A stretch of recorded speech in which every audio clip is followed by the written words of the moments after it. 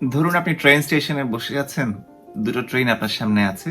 একটা একটা ট্রেন অত্যন্ত জাঁকজমকপূর্ণ, অত্যন্ত নতুন, এবং দেখা যাচ্ছে ওই ট্রেনের মধ্যে খাবার সার্ভ করা হচ্ছে। তার চেয়ারগুলো একদম পরিপাটি সুন্দর। আর আরেকটা প্ল্যাটফর্মে আরেকটি ট্রেন আছে, একটু ভাঙ্গা, একটু দুমড়ানো মুছানো টাইপের, রংগুলো ঠিক মতো করা নেই, চেয়ারগুলো যেন ভাঙা। আপনি ভাবলেন যে আমি অনেক ভালো সুন্দর ট্রেনটাতেই উঠি না কেন, ওখানে উঠে আপনি বসলেন আপনার গন্তব্যে যাত্রার জন্য।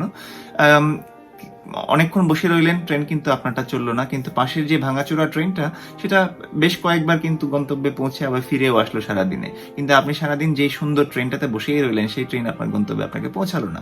তখন আপনি ভাবলেন ঠিক আছে, আমি একটা রিস্ক নিয়ে দেখি, এখন আমি আমি এই এই সুন্দর পরিপাটি ট্রেন থেকে নেমে ওই ভাঙা ট্রেনটাতে আপনি উঠার সিদ্ধান্ত নিলেন। এবং এবং যখনই আপনি উঠার সিদ্ধান্ত নিলেন, হয়তো পথিমধ্যে আপনার কষ্ট হয়েছে, আপনার হয়তো যাত্রাটা ঠিক আরামদায়ক ততটা হয়নি যতটা অন্য ট্রেনে হতে পারতো, কিন্তু আপনি আপনার গন্তব্যে পৌঁছেছেন কষ্ট হলেও। তো জীবনে অনেক অনেক এরকম মোড় আসে যখন দেখা যায় যে কমফোর্টেবল ফেজের মধ্যে থেকে আমরা হয়তো আমাদের গন্তব্যে পৌঁছাতে আমাদের জন্য অনেক ডিফিকাল্টিজ ফেস করতে হয়। তখন কমফোর্ট জোনের বাইরে এসে যদি আমরা ঠিক এই ভাঙা ট্রেনটির মতো যদি আমরা একটু একটু চলতি পথের কষ্টটা আমরা সহ্য করে নিতে পারি, তাহলে ভেরি লাইকলি আমরা আমাদের গন্তব্যে পৌঁছাতে পারবো, এটা আশা করা যায়।